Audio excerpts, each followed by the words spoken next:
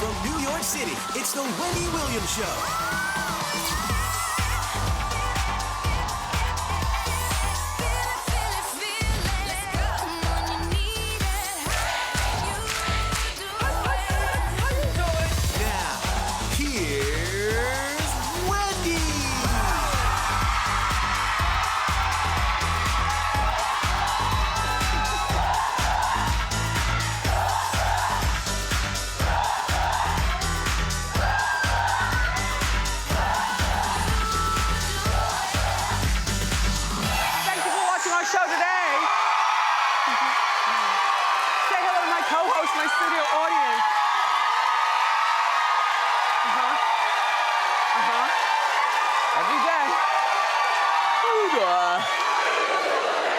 Okay, let's get started. It's time for Hot Topics.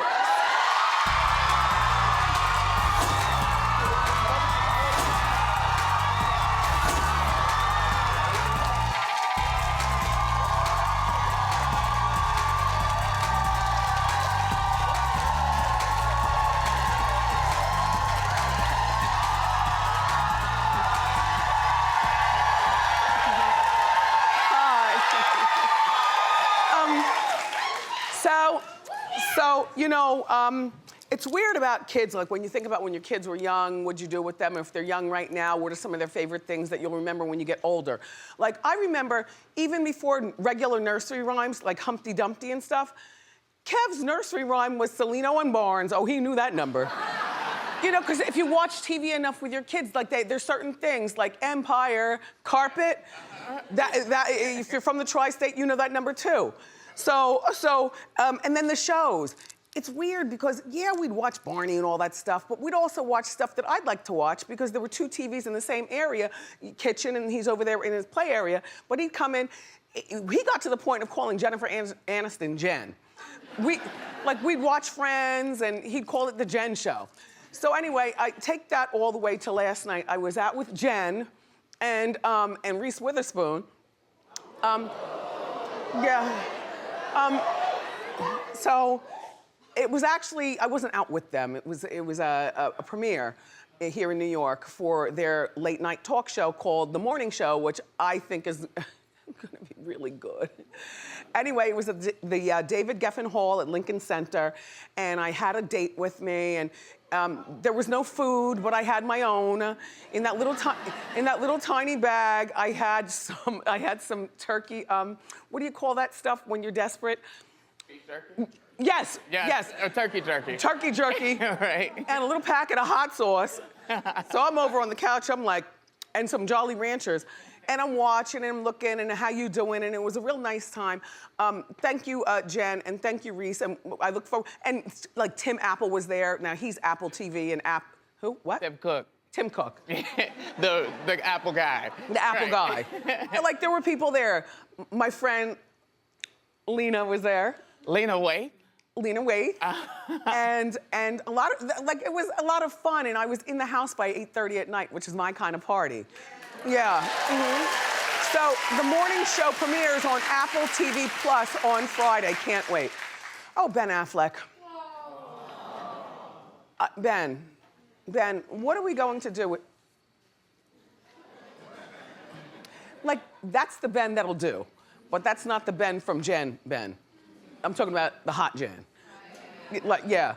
I mean, Aniston's hot, but I'm just saying Jen Lopez, you know. Yeah, he was a whole different kind of man when he was with her. Anyway, Ben relapsed over the weekend, and this is really, you all, he was spotted with a new woman. It's not even about the new woman. This woman is a musician. Her name is Katy Cherry, and Katy has worked with a lot of people, and currently she writes music and does music for movies, which is a very lucrative business. A young blonde girl. Anyway, TMZ, who's everywhere. Now you look at him and this girl. All right, Halloween party. He thinks he's disguised and tipping and leaning in a mask. No, keep looking. Keep, this is bad. This is bad.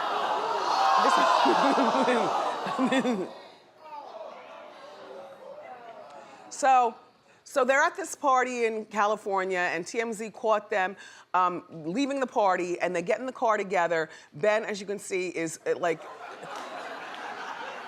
messed up. And instead of going home, TMZ caught up with them again later on that night. They were at a casino playing poker. Witnesses say that Ben was clearly wasted and almost fell off his chair. Now, is this Miss Cherry's responsibility to take him home? I say no. Nope. Her responsibility is to get her name out there, because I never heard of Miss Cherry before. And now I know her.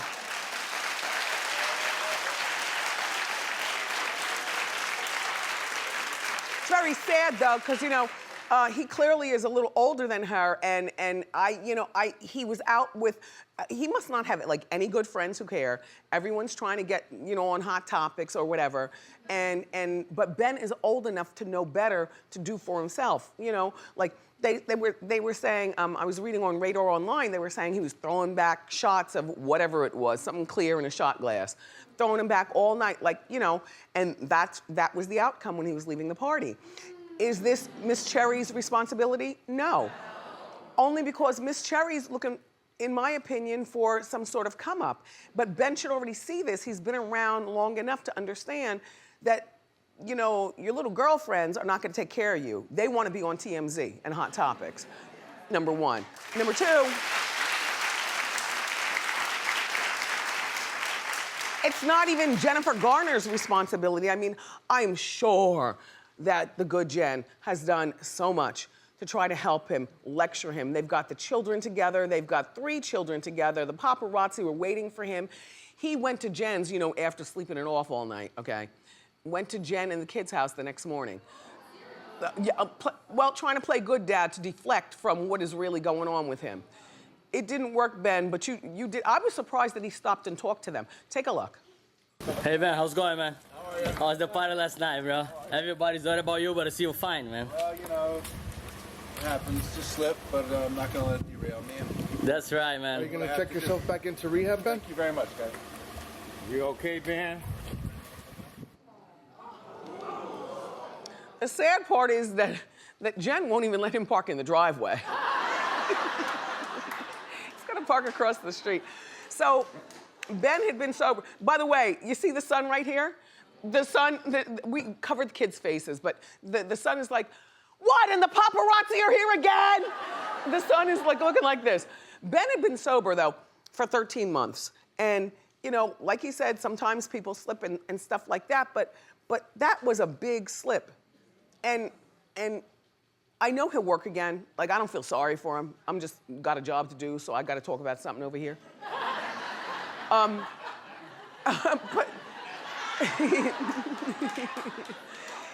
he'll work again, and he'll get girls again, and he'll move on with his life. But one day, and he's like 47 years old, he's 47.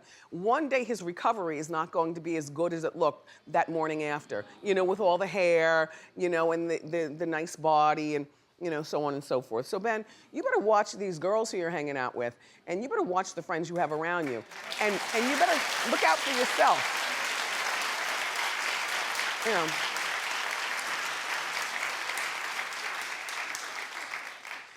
T.I., who I care for, is still talking about Iggy Azalea. Well, okay, so, he was chilling with Charlemagne, who asked a whole bunch of stuff he learned from the vest.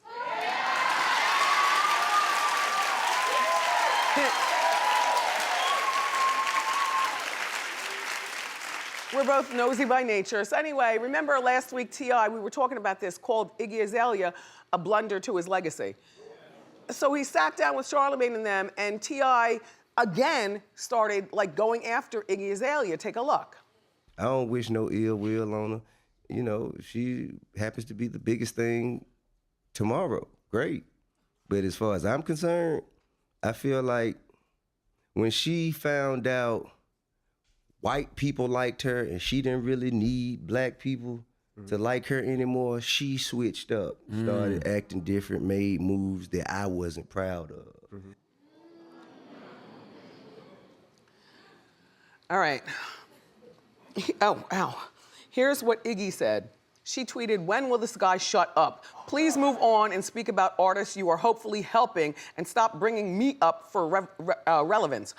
Keep it pushing, sweetie. And that is the most condescending word of life. Like, when people call you a sweetie, you better know you are being read. Keep it pushing, sweetie, and worry about what your next storyline is for Family Hustle. Well, I don't know Iggy Azalea, but I do believe that T.I. just needs to stop talking about this. She didn't ruin your legacy, she added to it. Because you know what, by you discovering her, whether you like her today or not, she did have out that fancy song and something else. And she, what Black else? Widow. Right, Black Widow, I forget. And then she became a household name, and that's all due to your discovery of her and honing her artistry. You know, as far as white people, I'm sorry. We gotta talk. Like pull up, don't leave the room. Black people, sit still. Asian people, just come along.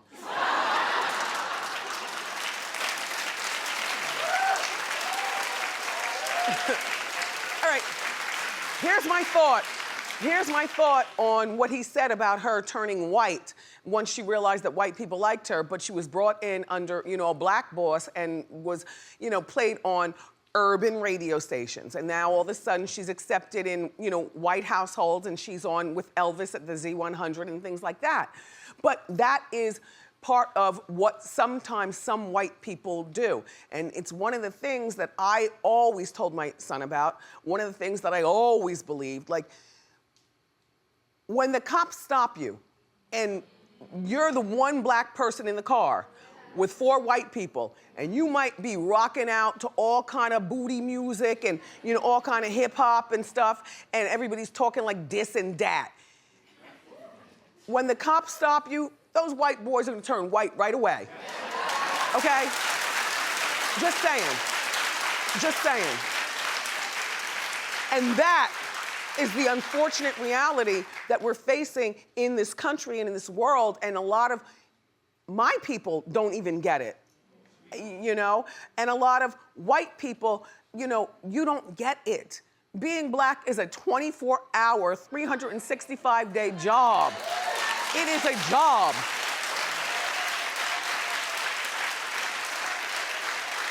And you know what? And T.I., I don't blame Iggy for turning white all of a sudden when she realized that, you know, wow, my own people. No, I don't, Marco. No, why not? What? She's white. You know, she played black, and then she went white. And now T.I. is still talking. T.I., shut up. Iggy, I get it. But I still only know 2 songs and a bunch of big ones. So do something.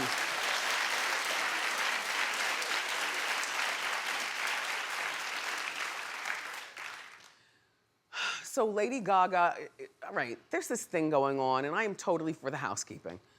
All right. This dress right here, which I find very beautiful. I find it beautiful. She wore that, as you can see, at the Golden Globes. It was made for her by Valentino. Well, somebody in Gaga's team left the dress at the Beverly Hills Hotel. Now, that's the hotel where Whitney Houston passed away. All right. I'm just setting the stage, all right? You know I'm descriptive. So anyway, so the maid comes and cleans up and found this gown. The maid has been working there for 24 years. So she returned it honestly to the lost and found. Well, apparently the rule is at the Beverly Hills Hotel that Hilton, okay, 2 different places. Yeah. Okay, okay, I apologize. No one claimed the dress. And so, you know, the rule is that they have the dress, you know, lost and found, it's good to collect for like 30 days or 60 days or 90 days or whatever it is. Nobody collected the dress, and they put all points bulletin out about this dress. So it was returned back to housekeeping, who was honest enough to put it in, as opposed to take it home and wear it, or sell it on eBay. You know, or maybe she wasn't proficient at what to do, but maybe she has a young daughter who's like, we can cut this up and make a good prom dress. You know, Lady Gaga's DNA is all in it. No, she gave it to Lost and Found. So no one collected the dress, so the hotel gave it back to this housekeeper of 24 years, a loyal employee of the hotel. Well, the housekeeper gave it to a big fancy auction house to sell. Good girl, good girl, good girl. Because you can't sell it on your own, you know what I'm saying? You give it to like a Sotheby's or something like that. So, along with a handwritten note in English and Spanish. Oh yes, oh yes, oh yes. How we have this note, I have no idea. But there's the note. Her name is Sarah. All right, you see down there, Sarah Correa. She tried, you know, to be honest. So the current bidding is at $8,000, which quite frankly, a Valentino worn by Lady Gaga, custom made for her, you would think that the bidding would start at like 10,000. I mean, $8,000 is cheap in the bigger scheme of things. It's dirty at the bottom, but you see where it could be because, you know, she's dragging it along the ground. The problem is now the dress is reported stolen. Okay. Enter the house of Valentino. Valentino has long since been dearly departed, but you know he's got a house, and the people you know run the house. The house of Valentino is reporting it stolen. I say, you know what? You're dead wrong for this, because this is a stylist who, you know, in the bigger scheme of being a Lady Gaga, you know, she's got thousands of dollars of dresses everywhere. So leave it. By the way, Suzanne. Yes. What do you think my favorite outfit is in the front row? Oh, this lady right here. Period. Yes, it's unbelievable. Period. Yep. Can we focus on her? Yep. We Can you stand up and model that? Just please. Stand up. Just give me some. Uh-huh. Like. Yeah. It's a good one. How you doing? Where can I get that dress? ASOS. ASOS. Oh. Thank you. Oh. It was 72, but I got $72? Yeah. Wow. I'd rather wear that than this. I would. It's a good one. Is that your friend? Because you're second runner-up. Stand up. Do it. I saw you. Yes. I'll tell you what. The tickets are free to this circus. Go to wendyshow.com and dress the part. Thank you. There's a woman over there in my mother's chair enjoying her retirement. Look at her. See?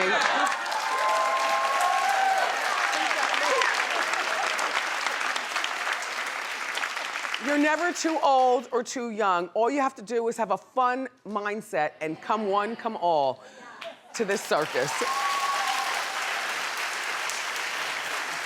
All right, so here's my thing, Valentino House. You can have your dress back, but you better give this woman $5,000 made out to cash, okay? She was honest. And hotel, you need to give her a week's worth of vacation so she can gather her thoughts, spend a few dollars, and figure out what she's gonna do with the rest. The auction house says that they've done nothing wrong, and the auction is still continuing. So you have until Thursday at 8 p.m. to bid. That's all I'm saying. Yeah, that's what they said.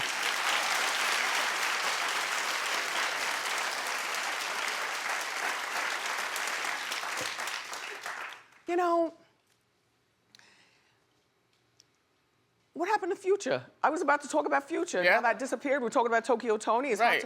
about to be over? Yeah. Okay, we'll get to Future and his 8 kids with 8 women. Ranging in age from 16 to 3 months. The first one refuses to be identified. We can't find a picture of her. I can't believe Sierra thought she was gonna lock it down with baby number 4. In the past 6 months, Future's had 2 children. Honey, what a mess. And he's only 35. No, but I want to talk about Tokyo Toni. It's very important. Look, the monitor's going crazy. Fortunately, I pay attention to everything. I could do this whole show without even looking at that. But all right, here's Tokyo Toni, okay. So Tokyo Toni's got this show, and we were telling you about it. This is my friend Black China's mom's, right? It is the most ratchet thing, bar none, that me and the entire Bureau have ever seen in the 11 years of doing this show. Norman?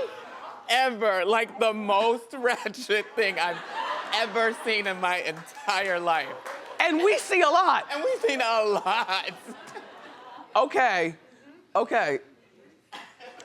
And for your pleasure, I've got a very edited version, because it was hard to find out, right? Right.